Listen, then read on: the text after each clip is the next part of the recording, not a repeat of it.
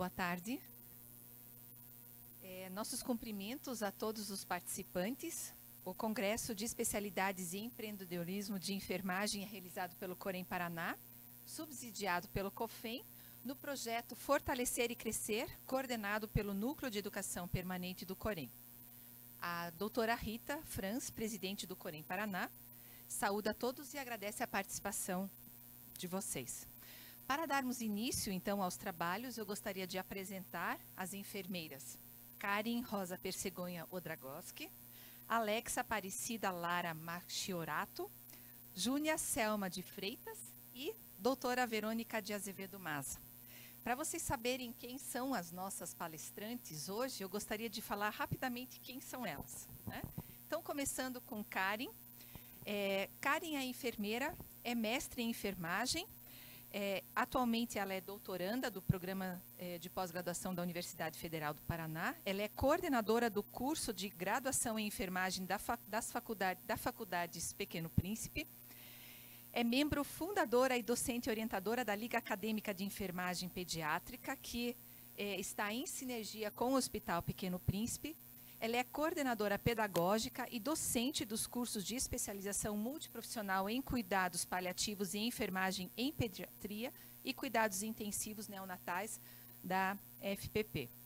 Ela é membro da diretoria da Associação Brasileira, da ABEM, né, na gestão 2022-2025, e também é membro da Comissão Regional de Residências em Enfermagem do Conselho Regional aqui do nosso estado. Então, muito obrigada, professora Karen, por estar conosco. A outra enfermeira que nós convidamos é a Alexa. E a Alexa, ela é mestre em Ensino e Ciências da Saúde, especialista em Gestão em Saúde e especialista em Enfermagem do Trabalho. Atualmente, ela é coordenadora do programa de residência uniprofissional em Enfermagem em Saúde da Criança e do Adolescente das Faculdades Pequeno Príncipe e também coordenadora da Coremu. Né? Para quem não sabe, Coremu é a Comissão da Residência Multiprofissional das Faculdades Pequeno Príncipe.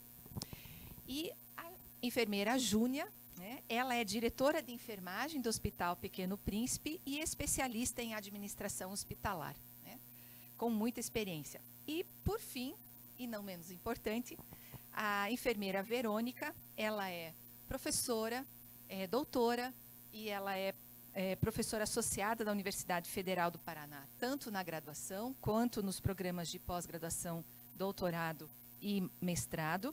E ela é pesquisadora na área de enfermagem, principalmente voltadas às necessidades e cuidado das famílias de crianças com necessidades especiais, dinâmica familiar e promoção do desenvolvimento infantil. Ela está como membro da Comissão de Educação Permanente aqui pelo Corém e é bolsista Produtividade em Pesquisa pelo CNPq. Então, vocês viram que nós temos realmente pessoas com muita bagagem, com muita experiência e, com certeza, a discussão de hoje vai ser bastante rica, né? Nós esperamos que todos vocês aproveitem bastante, queremos que, ao final, termos um espaço para perguntas, né? Então, queremos dar início à fala de vocês. Muito obrigada. Obrigada, professora Marilene. Também gostaria de agradecer ao Corém Paraná pelo convite, né, para estar aqui falando de algo que a gente gosta tanto, né, que é a educação em enfermagem e também a saúde da criança e do adolescente. A minha fala, essa primeira parte da nossa tarde, do nosso curso aqui, então nós vamos abordar as competências de enfermeiras e enfermeiros atuantes em pediatria e como se especializar. E para dividir essa fala comigo, né, eu convidei então a Alexa e a Júnia, porque para falar de competências a gente começa essa construção lá na graduação, né? Então nós organizamos assim, eu falo da graduação, então o ensino da pediatria na graduação e a especialização. A Alexa vem com uma abordagem da residência em saúde da criança e do adolescente e, por fim, a Júnia vem com a experiência como gestora, né, para falar das competências dos enfermeiros que atuam em pediatria. Então, vamos lá.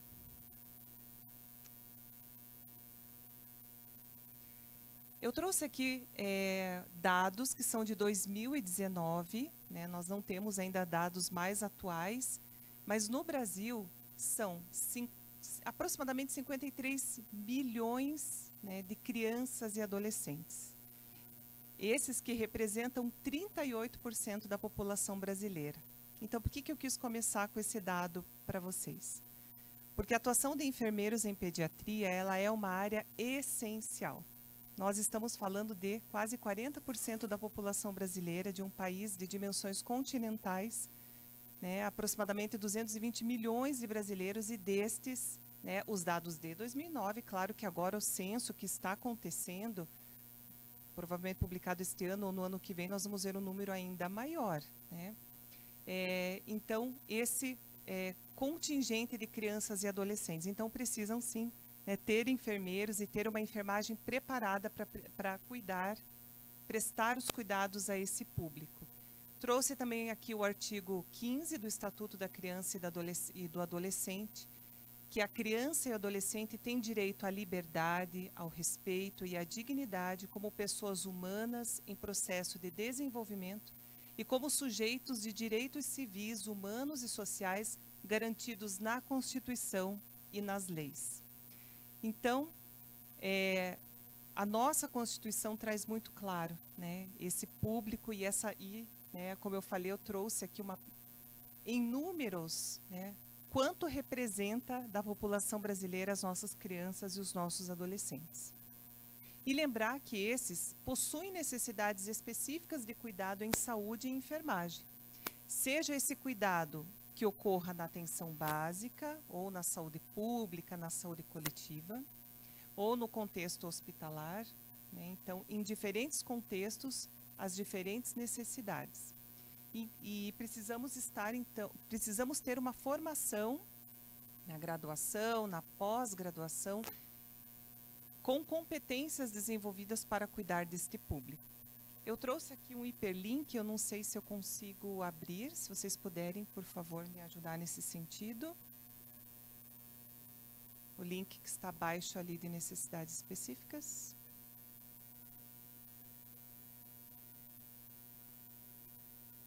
É ele, né, que tem que abrir. Então, a fonte, né, dos dados ali de 2019 é do IBGE e também dados do fonte Unicef deste ano também para a composição desse slide. Isso, muito obrigada. Então, essa é uma página muito interessante, né, para quem quer os dados atualizados sobre a população do Brasil. Então, as crianças do Brasil, só um minutinho, esse é do IBGE, um site do IBGE que tem, né, uma página específica falando sobre os dados das nossas crianças. Então, por que eu trouxe? Eles são dados até bastante didáticos, com cores, que a gente pode, inclusive, trabalhar na graduação, mas também com crianças, em projetos, né, de educação em saúde, hoje com a curricularização da extensão, com as atividades de extensão, nas comunidades, com as ligas, a gente também pode conversar com as crianças e adolescentes sobre quem eles são, né, essa característica dessa população no Brasil.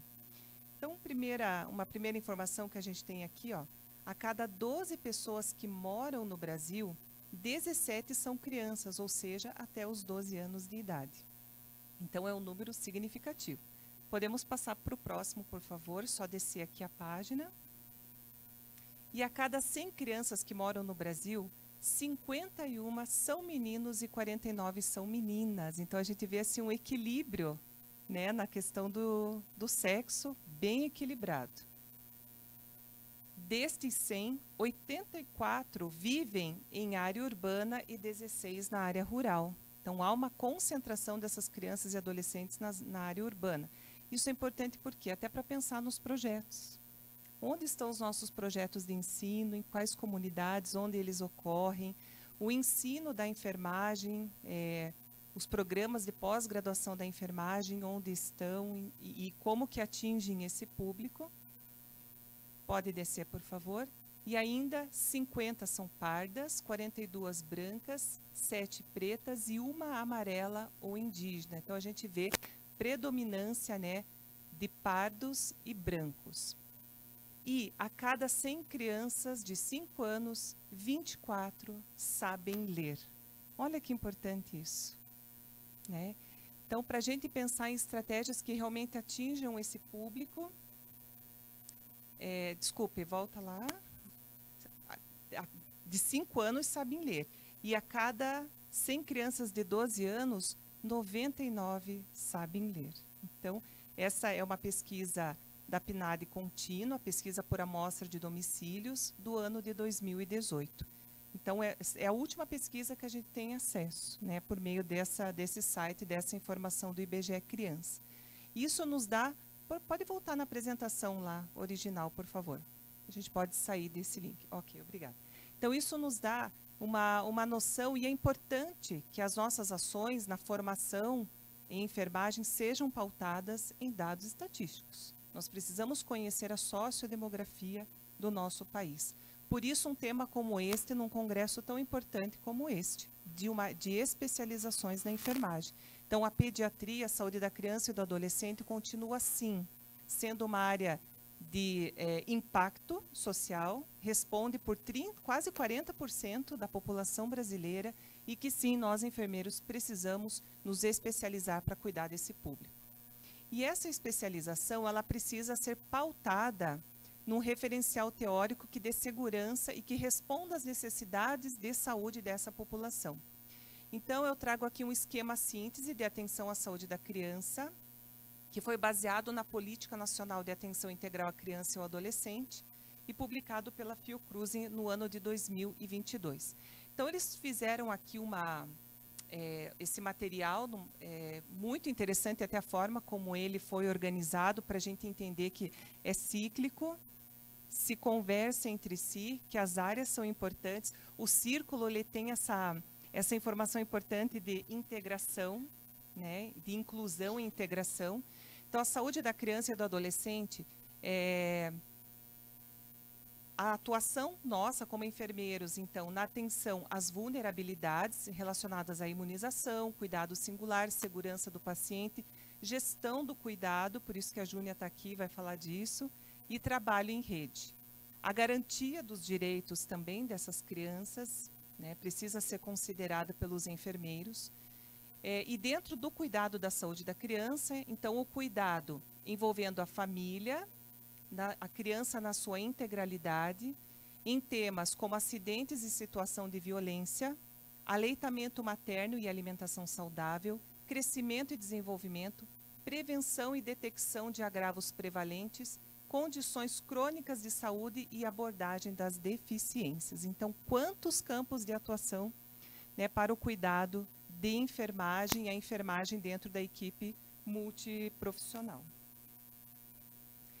E quais são esses caminhos para uma formação generalista e já pensando, se preparando para a futura especialização em pediatria? Então, de acordo com as diretrizes curriculares nacionais para a formação de enfermeiros do Brasil, que ainda datam do ano de 2001, mas esperamos muito em breve a publicação das novas diretrizes, a pediatria é uma área de impacto, ela é uma área de formação generalista. Então, todo graduando, todo estudante de enfermagem deve, sim, ter uma formação teórico-prática também voltada para a atenção da criança e do adolescente. Por meio, então, de bacharelado ou licenciatura, e aqui eu trago disciplinas teórico-práticas com enfoque no processo de cuidar em saúde da criança, incluindo temas muito importantes de uma população que faz parte aqui do nosso Brasil, que são os migrantes diante da sua diversidade étnica e cultural. E tem um referencial teórico muito interessante, que é a competência cultural, né, que eu vou estudar, inclusive, na minha tese de doutorado, para atender a saúde da criança neste quesito. No ensino superior,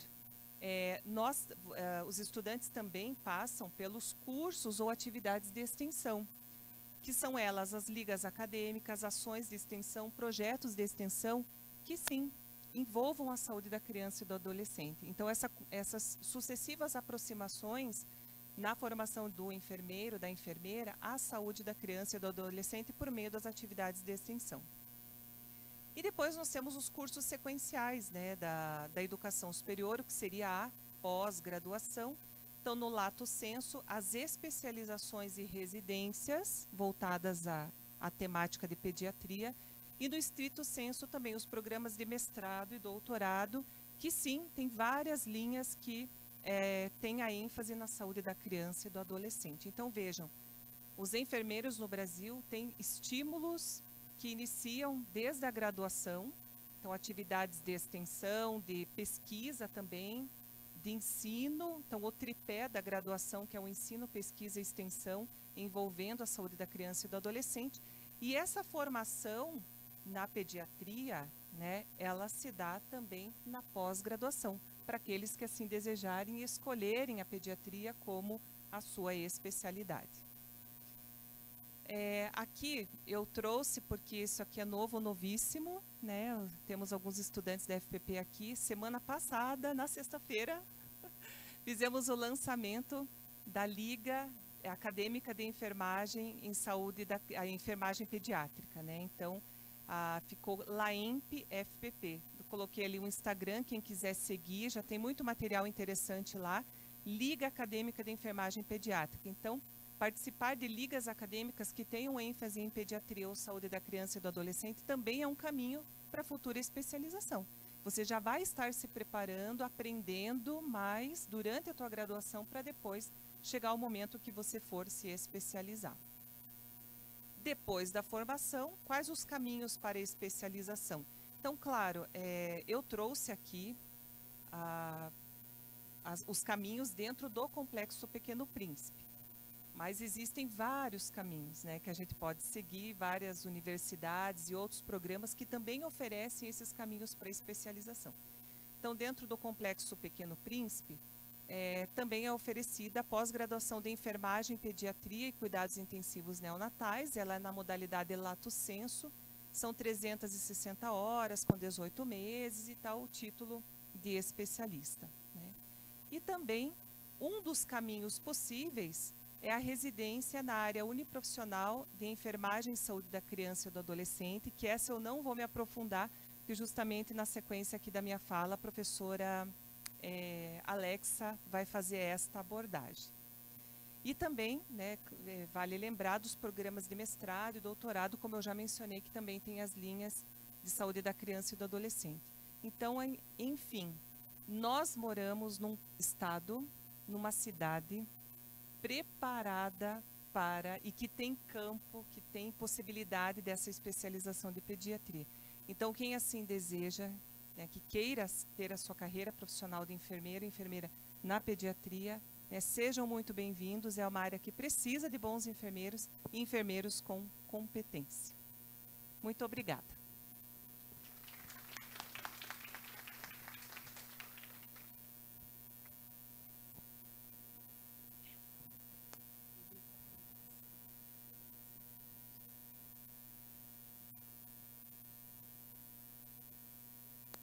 Boa tarde a todos. Então, eu sou a coordenadora da residência, que é um dos braços que geralmente se é muito procurado a partir do momento, né, que eu me formo na graduação. E aqui é o nosso carro-chefe, né, em relação da residência aqui em Curitiba, que é o programa de residência uniprofissional de enfermagem em saúde da criança e do adolescente. Este programa ele já está reconhecido desde 2012, são quase 12 anos de história e 9 turmas formadas. Hoje temos uma estimativa que temos, em média, 220 enfermeiros especialistas em pediatria. E para participar deste programa, é necessário participar de um processo seletivo. Então, geralmente, esse processo ele é anual, a partir do segundo semestre de cada ano. Nesse ano 2023, é nesse segundo semestre que abrem os editais específicos, e nele a pessoa se inscreve para fazer parte do processo seletivo. Dentro desse processo seletivo, além da prova escrita, com perguntas específicas de pediatria, tem a parte de análise, arguição e defesa do currículo, e também a parte, né, onde o candidato tem a oportunidade de mostrar, né, porque busca o interesse nesta área. Então, geralmente, para a enfermagem, o programa ele oferece 24 vagas. É um dos programas que oferece mais vagas para a residência. Então, ele não é só visto no Paraná específico, e sim no Brasil. Então, há muita procura e muita disputa. Então, é uma oportunidade de se formar e se especializar na pediatria. Como toda a estrutura, né, uma das exigências que o Ministério da Saúde faz, porque é ele que faz, né, o pagamento das bolsas, é que ela esteja, né, esse programa esteja ligado a uma instituição de ensino superior. E como toda instituição de ensino superior tem uma estrutura organizacional, no caso nosso, né, da residência, ele tem uma direção de pesquisa e pós-graduação, tem a coordenadora específica do programa, tem a assistente de coordenação e um secretário específico.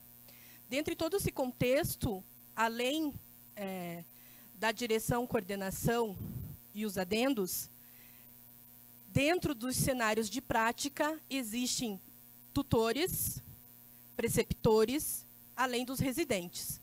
Quando eu falo tutor, ele é o mediador específico, né, o profissional capacitado, enfermeiro específico, que faz a mediação do ensino com o serviço. E os preceptores são todos os enfermeiros assistenciais dentro do serviço. É ele que vai ser, de início ao fim da residência, o espelho para este residente que começa o programa.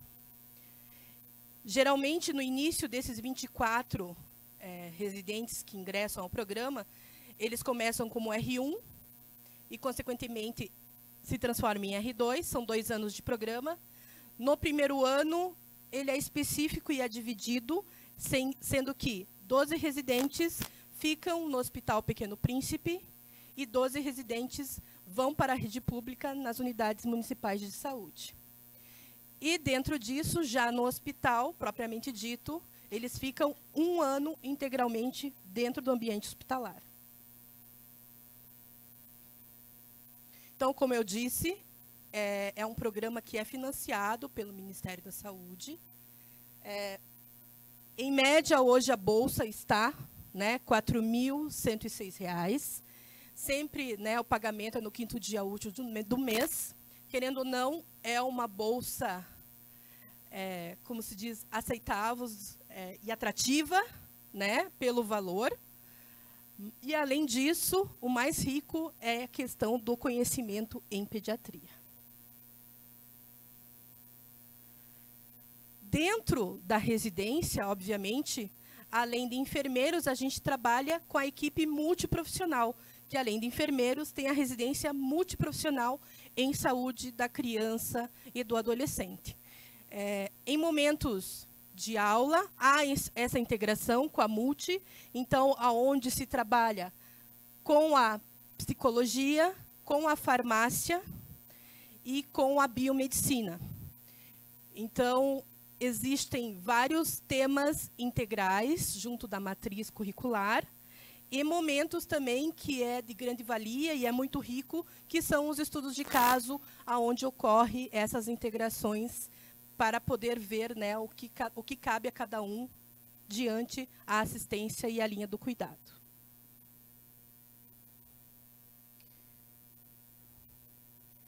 Na residência, por ser residência, é lato sensu, se torna especialista em saúde da criança e adolescente. A única diferença é a carga horária. Na residência, a carga horária ela é, em média, 5.760 horas. É uma carga extensa, justamente porque é 100% cenário de prática. São 60 horas semanais, aonde cabe a cada programa como vai organizar esse sistema de 60 horas semanais. No caso do nosso, da Faculdade Pequeno Príncipe, é 50 horas semanais dentro do serviço. Diante disso, os residentes eles têm 20% de teorização e 80% de prática. Aqui, só para vocês terem, né, uma noção, na pediatria, então o R1 sempre trabalha em cenários de baixa complexidade, né? Mais clínicas médicas. E, em contrapartida, também se trabalha na atenção primária. Nas unidades municipais de saúde, esse residente ele fica direcionado, né, junto nas consultas de pediatria específico de cada unidade. Já o R2, ele já parte, né, com a expertise do R1. No R2, ele já vai para cenários de alta complexidade. Então, obrigatoriamente, ele tem que passar por UTIs e áreas, né, com agravos maiores e cuidados específicos do enfermeiro, aonde ele também tem a possibilidade, se ele quiser, as áreas administrativas. Geralmente, no R2, fica somente no HPP, e nós temos uma oportunidade, como a UTI é um cenário disputado, São José oportunizou a UTI NEL de São José também.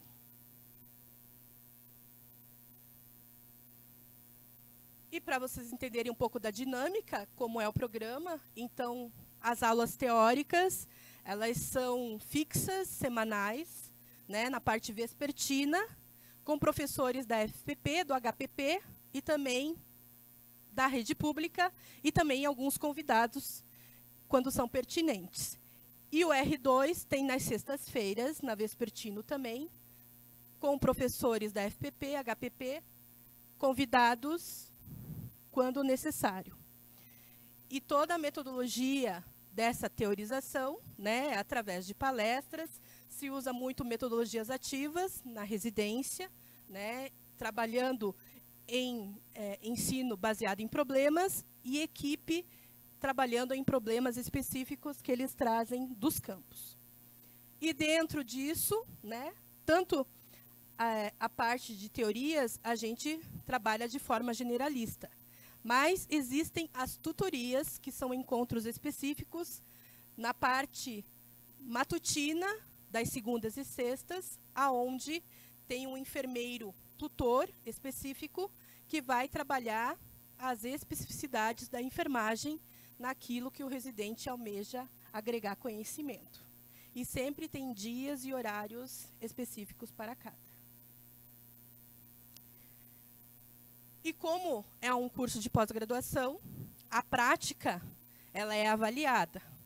Então, essas 50 horas semanais, elas são avaliadas por que tipos de ferramentas? Por tipos como o portfólio reflexivo, cenários de prática, nele vai acompanhar o acompanhamento das competências, o conhecimento, a assistência ao paciente, a prática, a comunicação, o profissionalismo, atitudinal, pontualidade, frequência, relacionamento interpessoal, interação com usuários e discernimento. Os horários específicos para a enfermagem do programa de pediatria é das 7 às 17, e também, como qualquer enfermeiro atuante, existem os plantões, onde são quinzenais, um plantão noturno, e na outra quinzena do mês, um plantão noturno. E a atenção primária faz os mutirões quando agendados. Como toda pós-graduação, é obrigado, né, o trabalho de conclusão. Então, a obrigatoriedade é um artigo final e uma submissão à revista. E a nota mínima também é 7. Aqui algumas turmas que já se formaram. Então, como eu disse, esse ano, agora no mês de março, no início, foi a 9ª turma a se formar. E como consideração, eu deixo que a residência em saúde da criança e do adolescente é uma especialização empreendedora, capaz de identificar, criar e inovar oportunidades de negócios que possam melhorar a qualidade de vida e o bem-estar das crianças, suas famílias ou da equipe de saúde. Muito obrigada pela oportunidade.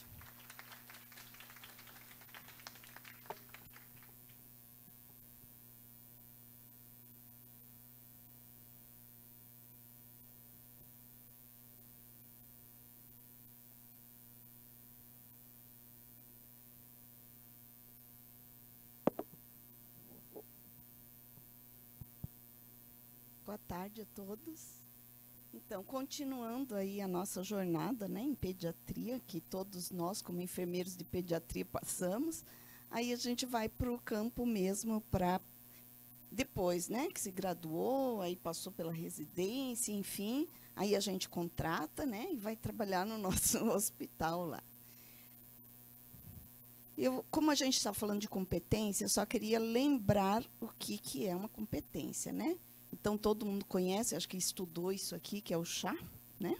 Que é competência. Então, inclui conhecimento, que é saber o que e o porquê, habilidade, saber o como fazer, e as atitudes, que é querer fazer, né? Você pode ter as melhores oportunidades, se você não tiver esse último, que é a atitude, o querer fazer, a gente não vai para lugar nenhum. Eu dividi em competências assistenciais e gerenciais, porque o enfermeiro tem as duas competências, e essas duas competências são aplicadas no dia a dia do trabalho, certo? Primeira coisa, tem tudo a ver com o que a Karen falou lá na formação acadêmica. Conhecimento teórico. Você não faz nada sem conhecimento teórico. E uma das primeiras coisas, já que estamos falando de pediatria, é o desenvolvimento infantil esperado de acordo com a idade. Você precisa saber isso para você fazer todas as outras coisas, né? Que você não souber o que é o esperado, você não consegue identificar aquilo que foge do esperado. Patologias mais comuns em pediatria, sinais e sintomas, também é uma coisa que precisa saber. Lá no hospital, a gente tem divisões, tem alguns setores que são de especialidade, outros são policlínicas. Então, o saber vem do paciente que você atende, né? Então, conforme o paciente que você atende, você tem que ter os conhecimentos em relação às patologias. Parâmetros normais de dados vitais por idade, muito importante. Criança não tem um padrão como adulto. Então, também não é muito fácil. A cada idade, o padrão de dados vitais, ele muda. Então, a gente também tem que ter esse conhecimento, que nem sempre o que é bom para um, na outra idade é bom também. Então, a gente precisa saber. Agravos em pediatria, muito importante. A criança, dependendo da idade, ela não se comunica como o adulto. Então, a gente trabalha muito em pediatria na questão da observação. Então, o enfermeiro pediátrico ele tem que ser um bom observador, porque ele tem que distinguir um agravo sem a comunicação do paciente, na maioria das vezes. Sinais de alerta para violência infantil. Isso é muito importante em qualquer lugar que se trabalhe em pediatria, mas lá no hospital, como nós somos referência para o atendimento, então esse é um tema que a gente trabalha muito as equipes. Medicamentos. No caso da pediatria, os medicamentos usados em pediatria, sabendo indicação, riscos e administração. Lembrando que a gente tem muitos MAVs, né, muitos medicação de alta vigilância, e que a gente tem que trabalhar essas questões. Não é só cumprir prescrição, né? Quem trabalha em enfermagem, estuda medicamentos, você pode cumprir prescrição, mas médico também não é infalível.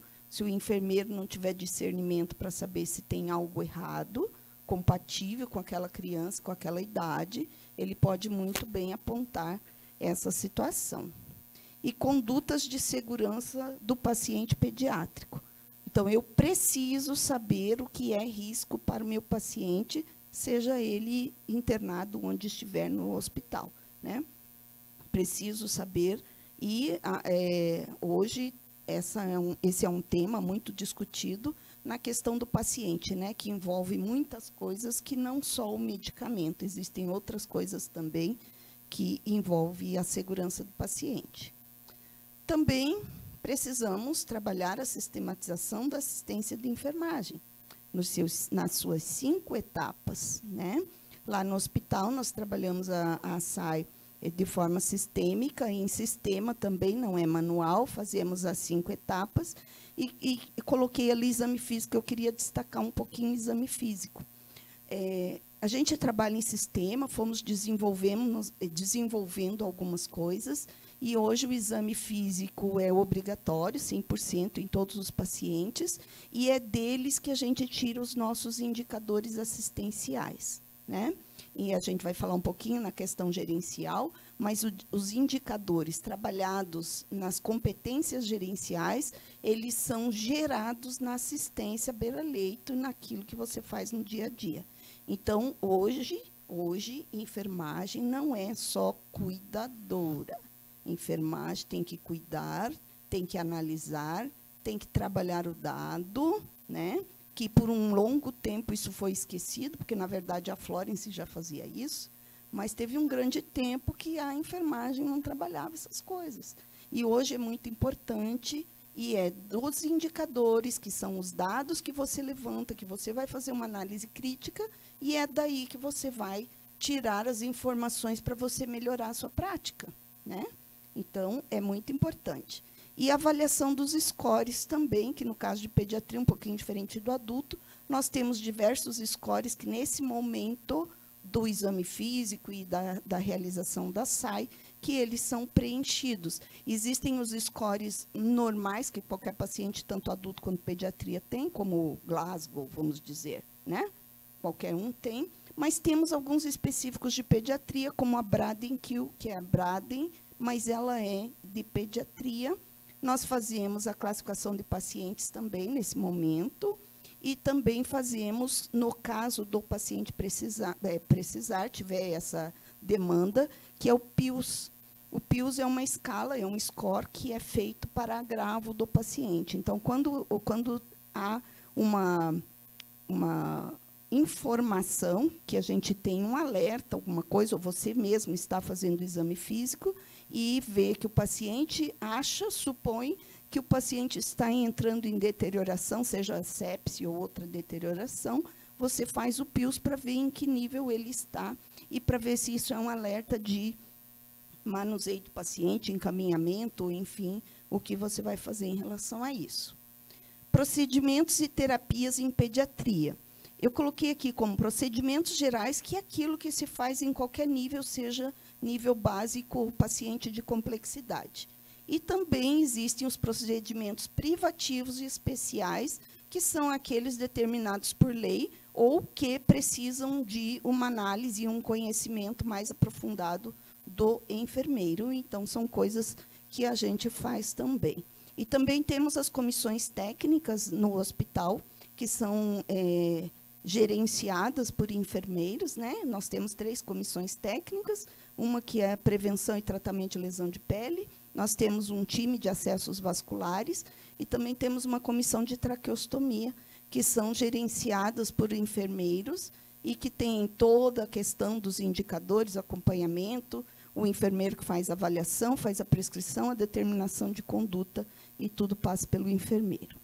Manuseio de equipamentos, porque a gente também, hoje em dia, temos muitos equipamentos na saúde, então o enfermeiro também, a enfermagem, em forma geral, tem que trabalhar com equipamentos, desde uma simples bomba de infusão, um ventilador, enfim, tem tantos equipamentos hoje, né? Um ultrassom e diversos equipamentos que a gente utiliza.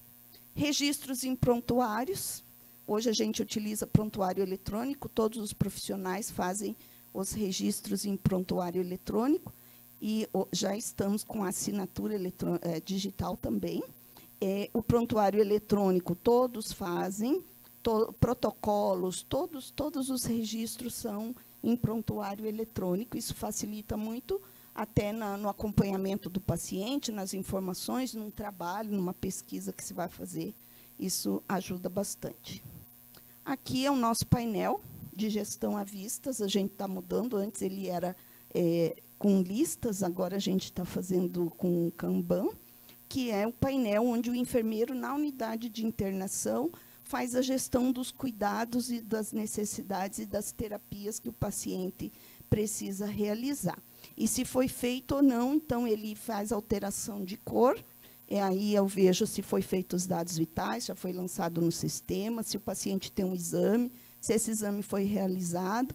Então, facilita muito a gestão do enfermeiro nos cuidados assistenciais. Aqui é só um exemplo de protocolo. Nós temos um protocolo via sistema também, que é a terapia infusional. Então, há na entrada do paciente uma avaliação do enfermeiro para ver se ele vai ter terapia infusional e qual o tipo de acesso que é mais indicado no caso dele, conforme a programação de cuidado.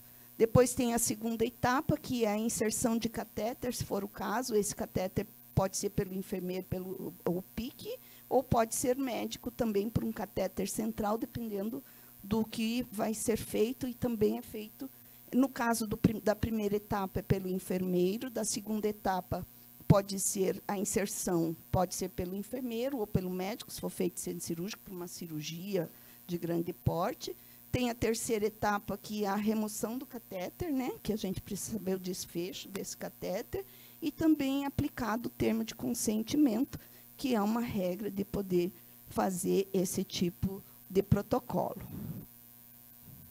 Aqui são equipamentos, só um exemplo, a gente usa o venoscópio, que é para auxiliar o acesso venoso, né? Então, ali vocês veem, isso aqui é utilizado em todas as áreas do hospital que a gente tem. E se for um acesso mais profundo, a gente utiliza o ultrassom. Nas competências, vou correr um pouquinho, tá? Competências gerenciais, então, também tem a parte de conhecimento teórico, que são as ferramentas de qualidade. Hoje, tudo que a gente faz, a gente utiliza as ferramentas de qualidade. Os indicadores assistenciais e gerenciais, que os assistenciais são retirados lá do exame físico, conforme eu falei. Elaboração de protocolos e POPs. Hoje a gente tem um sistema de gestão de documentos, onde todos os protocolos POPs e todos do hospital inteiro estão no sistema e qualquer colaborador pode acessar. Precisamos conhecer a legislação trabalhista, a sanitária e profissional. Então, tudo isso são competências que o enfermeiro tem que ter para o seu trabalho, né? E a gente utiliza pensamento e análise crítica. A gente está fazendo aí um trabalho interessante com a faculdade de mentoria profissional, iniciamos em agosto do ano passado, com acadêmicas, para já adiantar a questão das competências gerenciais ainda no período acadêmico. Último ano de curso, está sendo muito interessante, toda essa evolução do acadêmico de último ano, muito bacana. Planejamento e execução, isso é uma coisa importante, né? Enfermagem tem que se planejar, tem que ter visão sistêmica, a liderança, gestão e desenvolvimento de pessoas, né? A gente faz a gestão com situações gerais e trabalhista, mas a gente tem que desenvolver pessoas, né? As pessoas não vêm prontas. A gente tem que desenvolver, e isso tem que ser papel de cada um dos profissionais. Gestão de conflitos, sempre tem.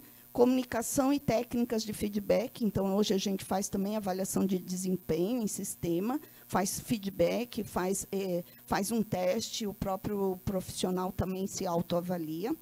Habilidades tecnológicas e digitais, temos aí no nosso planejamento estratégico ser um hospital sem papel, e a gente está caminhando para isso por todos os sistemas que a gente tem já em busca da questão digital. Equilíbrio emocional, que não pode faltar, né, com tudo isso que a gente faz, né? Isso é uma coisa muito importante. Aqui é só uma amostra de alguns links que a gente tem em sistema, que a gente entra, né? A notificação é um hospital acreditado nível 3, então a gente faz notificações de eventos ou incidentes, a gente faz via sistema, gestão de documentos, solicitação de manutenção. Temos um BI que nos dá os indicadores em tempo real, e temos o KPI, que é um sistema também de indicadores que a gente acompanha aí com o fechamento mensal e com avaliação, né, com análise crítica de cada indicador. Aqui é um painel de um setor com os indicadores que a gente acompanha mensalmente. Isso aqui é só um setor, né? Todos, densidade PCS, lesão por pressão, perda de catéter, queda, tem diversas coisas que a gente acompanha, incidente com medicação, tudo isso a gente acompanha os indicadores, que são os gerenciais das unidades, mas que muitas dessas coisas saem lá do exame físico. Queria deixar aqui uma frase que não podia deixar de falar do Jack Welch, né? Antes que você se torne um líder, o sucesso é seu próprio crescimento. Quando você se torna um líder, sucesso é fazer os outros crescerem. Obrigada.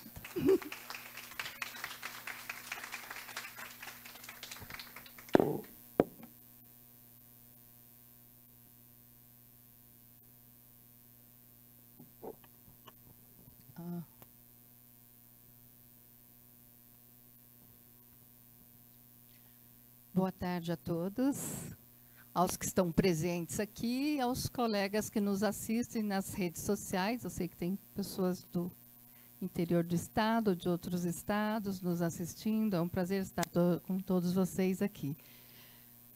Meu nome é Verônica de Azevedo Massa, a doutora Marilene Val já me apresentou.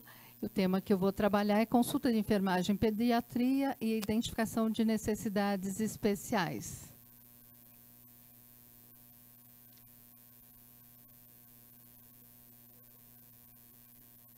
Se eu só conseguir acertar, passar aqui, canto que eu passo aqui, tá bom.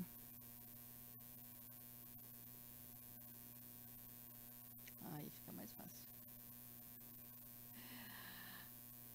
Aqui. Então, para discutir a consulta de enfermagem, eu acho que a gente tem que pensar assim, o que é consultar? Então, consultar é pedir conselho, opinião, parecer. Consulta de enfermagem é uma relação de ajuda entre cliente e enfermagem e é uma situação de aprendizagem. Nesse momento, para além do exame físico, eu tenho uma oportunidade de detectar situações que não estão corretas, que podem ser interferidas, que nós temos um papel muito importante nessa detecção. E também busca resolutividade para esses problemas. Então, quando a Jânia estava colocando, né, que nós precisamos observar e enxergar para além disso, aqui eu tenho. E a consulta de enfermagem, ela está regulamentada pelo conselho. A consulta de enfermagem é uma atividade privativa do enfermeiro. Só ele pode fazer, pela lei do exercício profissional. Mas a consulta de enfermagem na pediatria, qual a importância disso, né? De consultar na pediatria. Eu trabalho muito na puericultura, então esse é meu foco básico. Primeiro, a criança tem vulnerabilidade do seu estágio de desenvolvimento próprio, pela condição biológica, pelo espaço de desenvolvimento, pela condição cognitiva, por todos os espaços normais da faixa etária. A velocidade do desenvolvimento infantil no primeiro ano é muito intensa. Então, a necessidade de acompanhar esse desenvolvimento também é um dos fatores relevantes para essa consulta. Eu tenho a questão da dependência dessa criança. Criança dependente. A Júnia falou, eu acho que a Karen também traz essa questão de que a criança não vai pedir. Ela vai chorar. Se ela ficar sozinha numa sala, com frio, ela não consegue resolver esse problema. Se ela tiver uma outra situação, ela não consegue resolver. Então, outro elemento que dá essa intensidade da importância da consulta nesse período. A necessidade de adaptação. Quem não tem filho aqui? Ótimo. Hoje você é mulher. Amanhã você é mãe. Tem algum manual de instrução? Não tem. Ninguém se torna mãe por ganhar um bebê. A gente não nasce mãe. Mãe não é um ato natural. Nós aprendemos a ser. Então, até então, eu vivia sozinha. De hoje para amanhã, eu tenho um ser dependente, com um desenvolvimento acelerado, vulnerável, que eu tenho que cuidar. Então, este é outro elemento para adaptação. as demandas específicas da faixa etária. Quando eu trabalho com consulta com criança, a primeira pergunta que eu faço é: qual a idade? Eu não consigo pensar nem na consulta, como nem na internação hospitalar, sem perguntar a idade. Se estou falando de um recém-nascido, estou pensando no cordão umbilical, eu estou pensando na amamentação, eu estou pensando em questões bem específicas. Se eu estou falando de uma criança de 4 meses, 6 meses, eu estou pensando na alimentação. Como é que vai ser? Então, tudo muito focado na demanda dessa criança. E outro fato relevante para essa consulta é a janela de oportunidades. O que é janela de oportunidades? A gente chama de primeira infância ou primeiríssima infância. Primeiríssima infância, 0 a 3 anos. Primeira infância, de 0 a 6 anos. Este é o espaço que a gente considera janela de oportunidade, onde as conexões cerebrais vão ser mais estimuladas à medida que eu tenho estímulo e afeto. Então, quanto mais essa criança tiver um cuidado adequado, melhor o desenvolvimento dela na fase adulta, porque eu tenho aí a epigenética, onde a conexão cerebral, ela se altera a partir dessas relações. Então, esse é um elemento importantíssimo aqui para a gente. Mas para falar em cuidar da criança, eu não posso cuidar da criança sem falar em cuidar da família. Como eu trabalho no grupo de saúde de família, não tinha como eu falar sem colocar a família. Então, o que é essa família mesmo, gente? Família, na verdade, ela é um mundo de relações. Relações boas ou relações ruins, né? A família, independente do arranjo, da forma como ela se conforme, ela é um espaço indispensável para quê? Para a sobrevivência, proteção dos filhos e demais membros, aporte afetivo, recursos necessários ao desenvolvimento e bem-estar dos seus. Se eu tenho uma criança que é dependente, como não, numa consulta, deixar de fora a família? E nessa perspectiva, a enfermagem precisa reconhecer esse potencial ou as lacunas para o cuidado dessa criança. Então, eu preciso reconhecer se essa família tem... E qual é esse potencial? Eu não sei, eu não tenho uma lista. Esse potencial eu pego na hora que eu converso com essa família. É a situação que eu tenho que vai me dar. Às vezes o potencial é uma avó que cuida de 3 netos. Às vezes o potencial é uma mulher que tem uma rede de apoio religiosa. Então, não dá para dizer, é momento a momento. E como as famílias se organizam no seu contexto social? Então, no seu local, ela tem a mercearia, a farmácia, ela tem vizinha, ela mora numa casa com 3 outras casas, que quando eu saio, a minha cunhada cuida, o outro cuida. Então, tudo isso contempla aqui este cuidado. E quem participa do cuidado dessa criança? Tem um ditado que diz que para cuidar de uma criança, eu preciso de uma aldeia inteira. Então, a mãe não é a única responsável por esse cuidado. Eu tenho a família, a sociedade e o Estado. Então, se eu tenho, por exemplo, as meninas estavam colocando, em Curitiba nós temos o Hospital Pequeno Príncipe, é um centro de referência de pediatria. Então, quando você fala aqui, é um olhar. Se eu falo no norte, é outra coisa. Então, a corresponsabilidade é coletiva. Então, nós estamos falando desta rede de apoio para esse cuidado infantil. Dentro da consulta de pediatria, o que a gente vai olhar? Quais são os elementos? O slide da Karen. O slide da Karen, que a gente nem combinou, da Fiocruz, traz exatamente isso. Quando eu olho uma consulta, o que eu estou procurando? Estado nutricional, Amamenta, não amamenta, o que está comendo? Situação de imunização, que hoje em dia nós estamos com baixo índice de imunização e a nossa corresponsabilidade nesse processo é alta. Crescimento e desenvolvimento neuropsicomotor. Então, nós temos que ter, acho que a Jânia estava falando assim, eu preciso saber quais são os indicadores de normalidade dessa criança. O que é um padrão de normalidade? Como é que eu vou trabalhar se isso é normal ou não, se eu não sei o que é normal? Os processos patológicos, que a gente estava falando agora há pouco. Um recém-nascido. Como é que está esse coto umbilical? Uma criança maior, 10 anos, estão falando que é apendicite, o que tem? Então, esses processos, a prevenção de acidente e violência na infância. Então, são os grandes elementos que a gente costuma trabalhar aqui. E aqui, alguns elementos dos sinais de perigo para menor de 2 anos. Quando eu falo na criança, não tem jeito, de novo a idade. Menor de 2 anos é uma coisa, maior de 2 anos é outra coisa.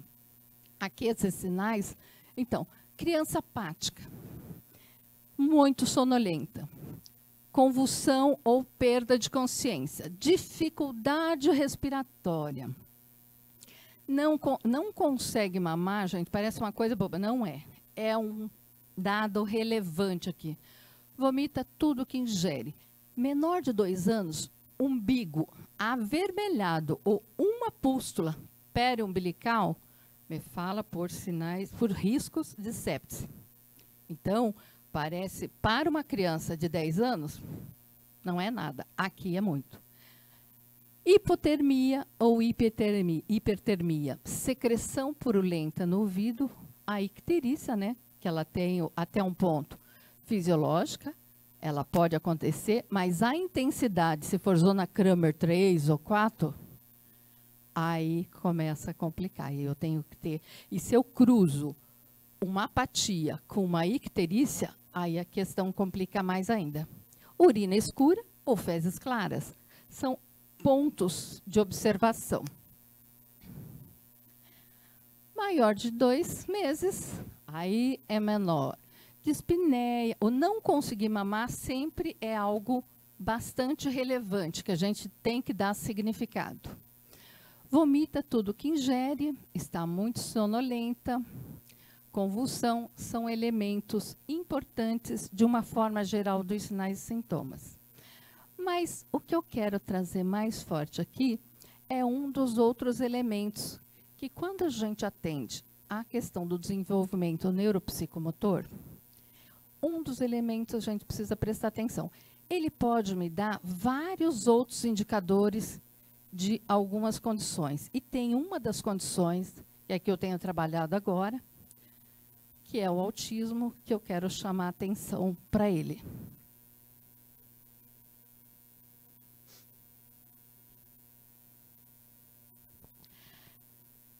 O que é o transtorno do espectro autista? É uma condição de saúde, não é uma doença, caracterizada por dificuldade de comunicação, de interação ou alterações comportamentais.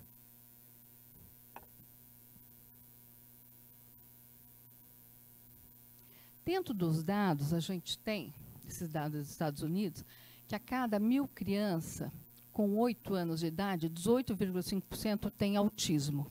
A cada 54 crianças, uma é diagnosticada com TEA nos Estados Unidos. Dados agora esse artigo é de 2020.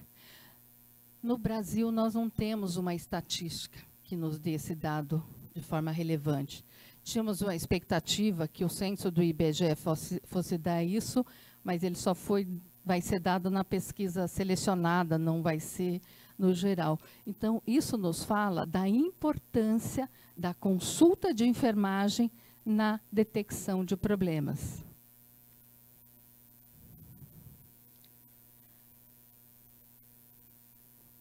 Como é que ficou esse diagnóstico antes de 2014 e após 2014? Antes de 2014, eu tinha a nomenclatura de transtorno global do desenvolvimento, síndrome de Asperger, síndrome de Rett, autismo infantil, autismo atípico, entre outros.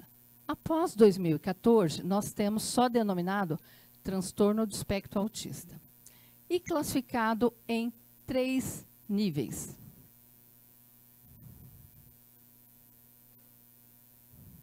Nível 1.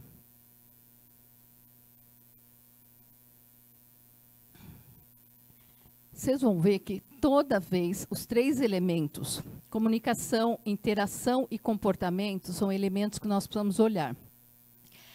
A criança exige algum tipo de ajuda, não muito. Então, a comunicação social, ela consegue comunicar sem ajuda e apresenta um pouco de dificuldade, mas sem ajuda. Tem dificuldade para iniciar uma interação com outra pessoa. Pode ter um pouco interesse em interagir. Já nos comportamentos restritivos, repetitivos, ela tem dificuldade quando tem troca de atividade ou de rotina. As dificuldades com organização, planejamento impedem a independência dessa criança. Então, para se organizar sozinha, para fazer as coisas, são elementos que representam. Já na gravidade 2, vocês vão ver que são os mesmos elementos com uma diferença. A criança que exige bastante ajuda. Então, há dificuldade grave de comunicação, dificuldade de interação, dificuldade de começar conversas e o comportamento, de novo, nas rotinas, dificuldade nas rotinas, comportamentos repetitivos, perceptíveis com algum tique, alguma coisa assim, já consegue ser mais perceptível. E o sofrimento ou dificuldade de mudança, essa mudança de rotina, já começa a causar um sofrimento. E o nível 3, a criança que necessita de ajuda constante. Ou seja, dificuldades graves de comunicação que geram problemas na vida da criança. Muita dificuldade em iniciar uma interação. A questão do olhar, a questão de interagir com o outro. E a dificuldade em rotinas que interferem em todos os contextos da vida. A mudança de rotina gera grande sofrimento nessa criança. Então, outro cuidado é assim, você tem uma criança com transtorno autista, mas fulano não é parecido com ciclano. Não é. Cada um é um, individualmente, com características. Pode ser que um se comunique bem, pode ser que um abrace, pode ser que o outro não abrace. Não dá para você fazer taxativamente essa condição. E aqui as principais, de novo, a gente cai na mesma questão. Comunicação, interação e comportamento. Quais são as principais alterações? Não falar ou falar pouco. Depois de um tempo, podia a criança estar falando e depois de um tempo para de falar. Repetir palavras, às vezes sem sentido. Ou repetir palavras que a televisão está falando, daqui a pouco a criança está falando. Não responde o que as pessoas falam com ela. Às vezes, as reações não acontecem da forma esperada. Você esperava que a criança ficasse feliz, ou cantasse parabéns, ou tivesse uma coisa, e daí ela não reage da forma que você espera. Não se volta para sons, ruídos e vozes.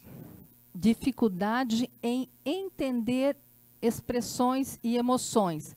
Então, se está chorando ou se está rindo, isso é bom, isso é ruim. Às vezes tem uma reação que não condiz com o contexto. Não entende piadas, brincadeiras com o uso da imaginação. Então, você diz, isso aqui parece pedra. Então, ela acha que é pedra. Então, essa saída na imaginação é difícil. Ações fora do contexto. Não falar sobre o assunto. De repente, todo mundo está falando um contexto, fala-se de outra coisa. Pode não variar a melodia da voz na expressão. Então, se está fazendo uma pergunta, não colocar a entonação de pergunta. Então, não usa essa entonação que normalmente você traz para interagir. As principais alterações na interação é evitar a interação com outras pessoas, às vezes não faz o olhar no olho a olho. Tem dificuldades em se relacionar com outras crianças. Então, normalmente, uma criança brinca com a outra conforme a faixa etária, e às vezes é aquela criança que brinca sozinho. Não atende quando outra pessoa chama. Dificuldade em entender alguns sentimentos. Não entende alguns sinais e gestos que você faz. Se você está brabo, se você faz um sinal que está brabo, a criança não consegue relacionar, ou se tem sorriso não dirigido a outra pessoa. Às vezes sorri sem contexto, sozinha, sem dificuldade em se adaptar a diferentes situações sociais.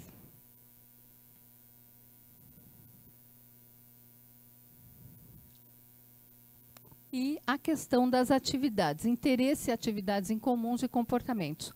Uso em comum de objetos e brinquedos. Então, pode ser um carrinho, que eu, em vez de usar o carrinho normal, eu viro para usar a rodinha. Ou trabalho com formas, e não da forma, por exemplo, que você normalmente usaria aquele objeto.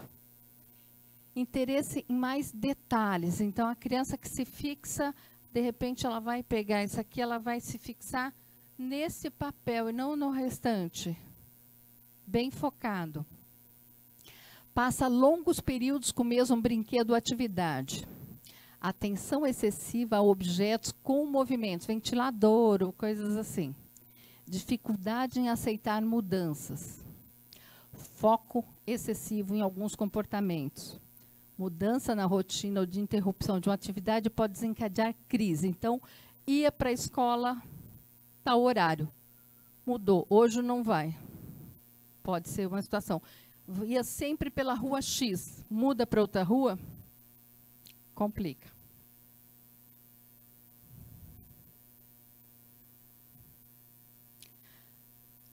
Todos esses elementos eu trouxe para que a gente pense durante a consulta que nós somos... Eu perdi uma lâmina que ela escondeu, mas tudo bem. Elementos importantes para a detecção precoce. O que significa a detecção precoce de TEA? Significa possibilidade de estímulo. O que significa o estímulo? Ganho de tempo. Eu garantir para essa criança seu melhor potencial, que ele consiga responder da melhor forma os estímulos e as atividades de forma adequada, potencializa o desenvolvimento dessa criança na condição que ela pode ter melhor. Então, esses elementos, se vocês observaram, eles se repetem na comunicação, interação e comportamento. Se eu for atenta, eu tenho alguns instrumentos que eu não trouxe. Para o MChat, tem o WIRD, que detecta com questões simples, como a criança brinca. Que você pode perguntar para perceber se tem... Você faz só uma detecção de alterações, não necessariamente o diagnóstico. Mas se você percebe que isso não está correto, se você tem alguma alteração, pode ser só uma alteração normal, isso a gente costuma pegar frequentemente. Encaminha e pode voltar. Não tem nada. Então, mas eu olhei para isso. Marilene, eu juro que eu estou terminando. E agora, para terminar, eu gosto muito desse texto. Esse texto é do Francisco Azevedo. Está aqui, Francisco Azevedo, de um livro chamado Arroz de Palma. Ele conta a história da família que veio da Itália para o Brasil, mas essa parte do texto eu sou muito apaixonada. Família é prato difícil de preparar. São muitos ingredientes. Reunir todos é um problema. Não é para qualquer um. Família é prato extremamente sensível. Tudo tem de ser muito bem pesado, muito bem medido. Outra coisa, é preciso ter boa mão, ser profissional. Principalmente na hora que se decide meter a colher. Saber meter a colher é verdadeira arte. O pior é que ainda tem gente que acredita na receita da família perfeita. Bobagem, tudo ilusão. Família é afinidade, é a moda da casa. Quando nós consultamos criança, nós metemos a colher na família. Sim, a gente tem que ter competência para fazer isso. Muito obrigada.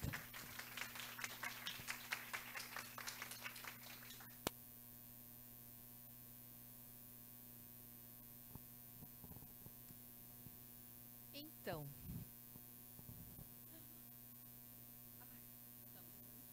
oi. Caríssimas enfermeiras, muito obrigada pela explanação, né? Os amantes da pediatria, eu acho que hoje estão assim muito satisfeitos, né? Vocês têm uma visão clara de uma formação, né? Claro que citamos uma determinada instituição, mas pense que aqui você consegue enxergar o início, né, a graduação, uma residência muito bem explanada pela professora Alexa, e depois muito bem colocado por uma gestora, né, nossa enfermeira ali, a gente já percebe também esses diferentes papéis nessa dimensão em enfermagem que a gente decidiu seguir como carreira ou como formação. Nós atuamos no cuidado especificamente, ora nós atuamos na educação, depois nós atuamos na pesquisa, como a professora Verônica coloca muito bem, né, e a professora Karen também tem essa questão.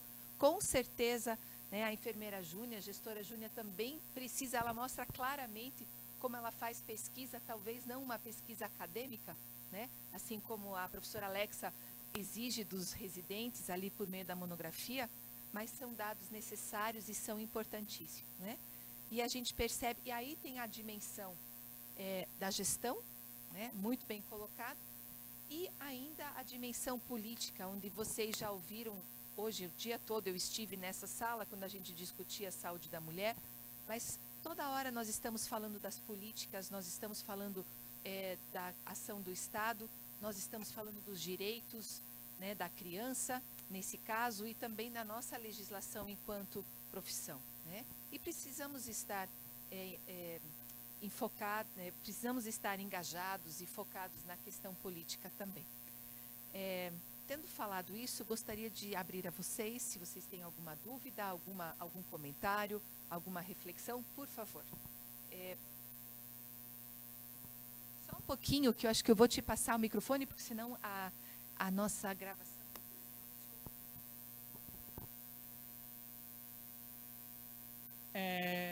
Referente a como lidar com a família que tem dificuldade de aceitar que o filho é autista. Eu fazia estágio numa unidade básica de saúde e muitas vezes era complicado, sabe, que a família não aceitava muito. Ainda mais observado por um enfermeiro.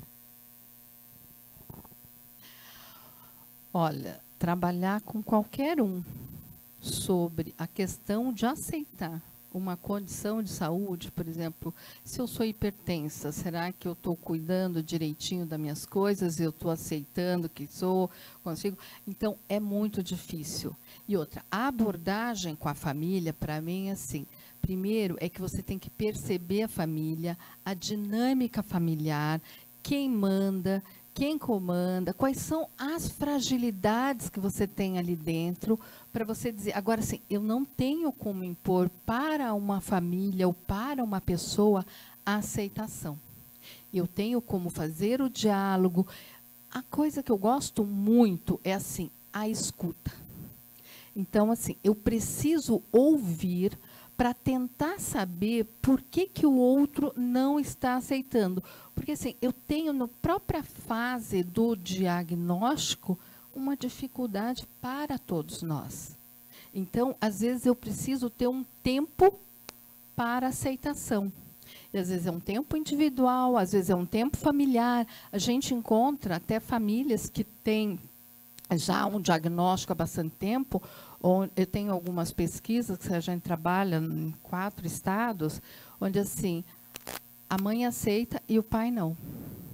Às vezes você tem o desmonte da família por não aceitação. Então, assim, eu não tenho o poder de fazer o outro aceitar. Eu tenho um cuidado participativo, um cuidado compartilhado, que a partir de ouvir o outro, eu consigo tentar negociar, entender o que é e ir até o meu alcance. E eu tenho um limite para chegar. Obrigada. Mais alguém?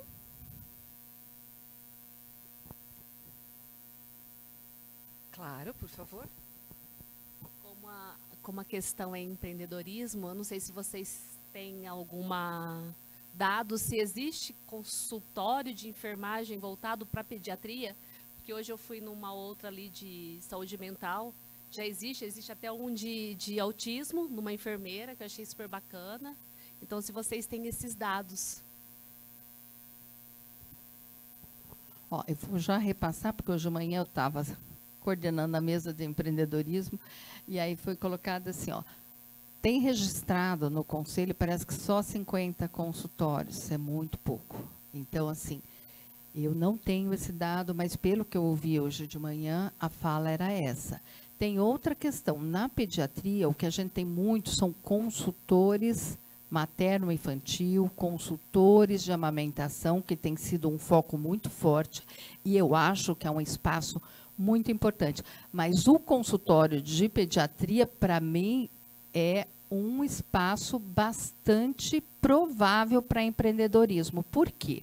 Porque, assim, você ganha bebê, você sai muito frágil. Você precisa desse suporte. Claro, você precisa do suporte do marido, da família, da sogra, mas você precisa de um suporte profissional que te diga que isso está certo ou que não está certo. Às vezes, a forma como você conversa com essa família dá um direcionamento melhor. Eu acho que é um espaço importantíssimo. Toda parte da saúde da criança tem um espaço muito grande para o empreendedorismo. Nas consultorias de amamentação, nas lesões da amamentação, nesse saída da maternidade para a casa, que é um período, aquela situação de adaptação que eu coloquei, esse período de adaptação ali é uma lacuna que, olha, tem um potencial que você pode investir que tem. Eu não sei se a Karen ou querem complementar. Não só somando com a fala, vou dar um exemplo na residência, né? Em questão de empreendedorismo, tem muita gente que se forma na residência, muitos ficam no hospital, mas muitos vão para a consultoria de amamentação. Esse é um carro-chefe que está crescendo bastante e tem uma grande demanda. Outra vertente que é para a parte de tecnologia da inovação, e é um empreendedorismo também, é criação de dispositivos que facilitam a puericultura, a consulta de enfermagem para o enfermeiro em pediatria. Eu também sou orientadora de trabalhos de conclusão, e uma das últimas, que agora ela ganhou o convite, ganhou o bolsa integral da CAPES para o mestrado, ela criou a puericultura de bolso. Então, ela criou um dispositivo onde o enfermeiro, na sua consulta, pode consultar o dispositivo e ele ser um norteador para esta consulta. Então, registros, eu acho que não tem poucos, como a professora falou, mas eu acho que é bem promissor este lado da tecnologia da inovação e dos consultórios em si para a pediatria. Outro ponto que foi falado é a questão dos blogs.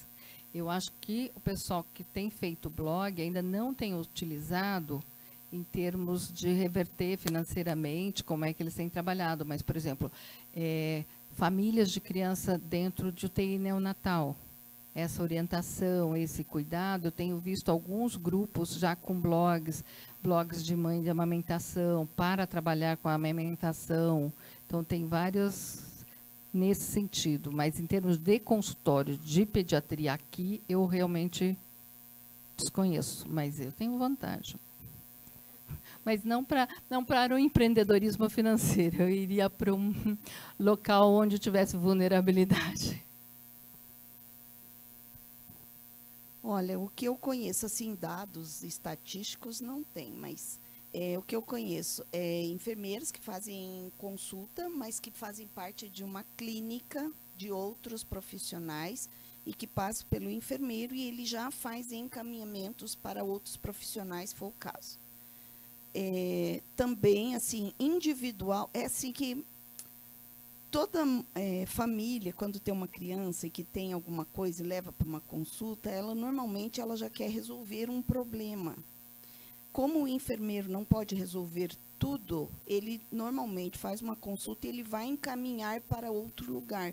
Por isso que a consulta separada do enfermeiro, muitas vezes em consultório, se não é ligada à clínica ou a nenhuma instituição, ela não é muito procurada. Eu não estou falando de consulta em casa. O atendimento em casa já é um pouco mais evoluído. Lá no caso, no hospital também, a gente está trabalhando com um dispositivo chamado TaitoCare, que é a consulta à distância, né?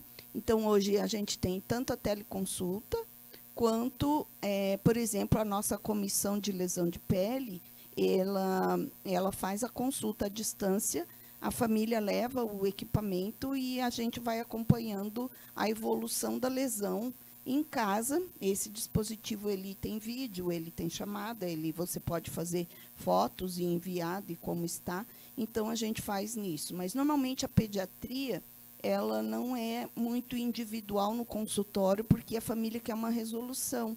E aí, quando você consulta, aí você tem que passar para um médico, ou para um psicólogo, ou encaminhar para alguém, ou ir para o hospital fazer um exame, aí a família já não se sente assim muito, porque ela, de qualquer forma, tem que andar. Então, normalmente, os que eu conheço são ligados a uma clínica com outros profissionais para encaminhamento e resolução de situações assim, da forma mais rápida. Ótimo, muito obrigada. Acho que tivemos uma boa visão dessa situação. Mais alguma pergunta? Sim, por favor.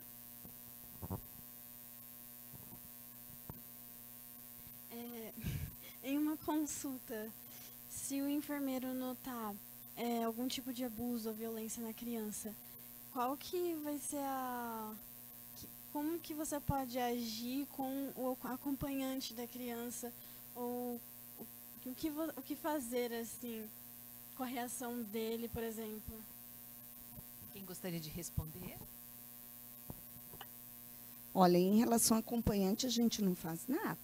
Então, a gente se suspeita de uma situação de violência, você vai tratar normalmente a criança, em todas as suas necessidades, vai perguntar como se fosse um exame físico normal. O que aconteceu? Aí eles vão contar uma história que, normalmente, se algum tipo de abuso, seja ele físico, psicológico e tudo, a resposta não vai ser a verdadeira, mas é o que você vai coletar. E, na sua desconfiança, você vai encaminhar para outro profissional, o serviço social, o psicólogo, ou no caso hospitalar, a gente tem uma equipe médica, psicólogo, enfermeiro, que faz o tratamento disso. Então, você continua tratando o paciente, como a gente aprendeu, que você não faz distinção, que você não faz nada. Aí eles vão encaminhar conselho tutelar, se for caso grave, para a polícia, seja lá o que for, mas nós continuamos atendendo normalmente, nem abordamos o assunto com a família.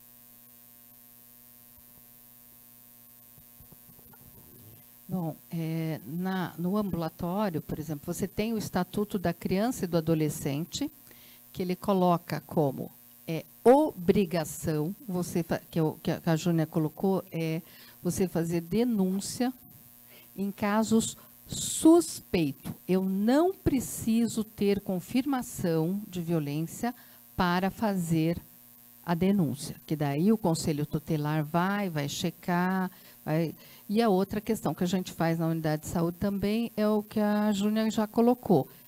Porque, assim, nem sempre, às vezes no hospital eu vou ter um fato concreto. Então, uma lesão, alguma coisa assim muito objetiva. No consultório, às vezes eu tenho suspeita. Mas uma suspeita, assim, que ela está... a criança tem um comportamento que não quer deixar que tire a calcinha, ou que fica um olhar entre um e outro diferente, que você não diz assim, como chega no hospital, tem lesão. Não, aqui às vezes eu tenho situações que eu suspeito, mas uma suspeita assim, difícil até de descrever. O que eu faço nesses casos? Que foi o que a Júnior já colocou. Bom, eu estou aqui, eu jogo para uma consulta com outro profissional, vou lá no consultório, falo, ó, a situação é essa, acho assim, assim, vamos ver tal, para ver o que tem. Esses dias eu peguei. Foi um caso que era uma lesão nas costas, tinha 3 lesões. Uma lembrava muito de longe uma queimadura de cigarro, mas não dava para dizer que era. Só que, quais outros dados eu tinha? Quando eu conversei com a mãe fora do consultório, porque como eu estou com aluno, então eu converso com a mãe antes, já vou dar uma checada, e ela disse assim, eu perdi minha carteirinha na enchente. Bom, veio sem carteirinha, perdeu carteirinha, pode acontecer, tem uma casa com dificuldade, ok. Quando ela entrou no consultório com as meninas que eu chego, ela está contando outra história da perda da carteirinha. A carteirinha perdeu de outro jeito. Essa criança tinha um atraso de mais de 2 meses da vacina. E tinha uma lesão suspeita. Veja, eu estou com 3 fatos aqui. Eu não conseguia dizer categoricamente, não, isto é, isso, não dava. Aí o que nós fizemos? Marcamos retorno para outro dia para a enfermeira-chefe da unidade, que ela era da área dela para atender, porque eu estava atendendo com o aluno. Agendamos uma visita domiciliar e agendamos o retorno para a vacina, para conseguir checar se tinha algum problema. Daí acabou. Se você continua confirmando, mesmo sem certeza que realmente há uma suspeita, aí você faz a denúncia. Mas é muito limítrofe você colocar isso. Você viu que elas foram muito humildes ao dizer que não se faz nada. Se faz tudo, só que a gente não tem que estar fazendo um alarde disso. Mas nós, enfermeiros, somos, assim, os essenciais, porque somos nós que estamos ali todos os dias, nós que estamos olhando, nós que temos essa perspicácia, né? Então, a gente não pode fazer um alarde disso tudo, né? É nesse sentido. Mas a gente faz todo esse resto. E tem que estar aberto, atento a esses detalhes que são tão sutis, né? Que as professoras colocaram muito bem. Tem uma pergunta pelo chat. Olha só, nós estamos em rede nacional. É muito chique. Então, por favor, sobre as ferramentas que podemos utilizar para detectar sinais do autismo em uma criança, vocês disseram para fazer o encaminhamento dessa criança. Esse encaminhamento seria para psicólogo? Quem pergunta é Patrícia. Bom, falando da consulta em unidade de saúde. Então, eu tenho uma situação que eu tenho algum tipo de alteração. Eu não vou mandar para um psicólogo. Eu vou mandar, por exemplo, o que a rede determina. Então, provavelmente, eu vou mandar para a consulta com um pediatra, que vai fazer esse olhar, e se ele entender que está confirmado, daí ele vai pedir para outro, até porque o diagnóstico precisa de fono, precisa de várias avaliações para poder colocar. Esse tempo atrás eu peguei uma criança, eu acho que foi semestre passado, eu não me lembro se era 3 anos, eu acho que tinha, mas assim, muito, muito, muito, muito indicativo. Mas eu não posso dizer que tinha. Mas tinha vários elementos que chamavam a atenção. Aí o que nós fizemos? Marcamos consulta com o pediatra para fazer esse encaminhamento. A residência, com certeza, também deve ter isso no hospital. As situações também, né, devem existir nesse sentido. Ok. Bem, nós estamos, acho que, com o adiantado da hora, né? Já são 3h05. Eu acredito que, como comentei antes, muito interessante. Em nome da presidente, quero agradecer a presença, né? Sim, desculpa. Sim. Professora, você me deu o roteirinho aqui, eu estava no primeiro parágrafo. Começando de novo. Em nome da presidente, queremos agradecer, né, pela presença, pela participação. Desejamos que fato, mais essa experiência que foi compartilhada conosco traga, né, incentive-os a estudar, a procurar, né, a de fato ser empreendedor, né, e desejamos que vocês pratiquem uma enfermagem em diferentes níveis, seja ele no nível médio ou no nível superior, porque assim, a gente comentou aqui como enfermeiros, mas nós temos pessoas do nível médio, técnicos e auxiliares que têm uma perspicácia, um conhecimento, uma vivência, uma experiência que dão aula para nós enfermeiros, né? Falo porque eu sou enfermeira nesse sentido, mas é muito importante. Então, o importante é sim que cada um desenvolva a sua atividade, né, como enfermeiro, na enfermagem, realmente com competência, como foi o título dessa palestra de hoje. E como a professora muito bem lembrou, fiquem até a palestra de encerramento, porque nós teremos sorteios de bolsas de pós-graduação, especializações e muitos outros brindes. Tá? Então, aproveitem mais uma vez contatos, conversas, né, desse evento. Desculpe, professora, quer complementar alguma coisa? Não? Então tá. Mais alguém gostaria de falar alguma coisa? Vocês não? Então, muito obrigada. E eu tenho ainda, por favor, monitoras, vocês podem vir me ajudar, por gentileza? Nós temos aqui um presente ainda, né, para as nossas palestrantes. Eu dou o certificado e vocês dão o presente.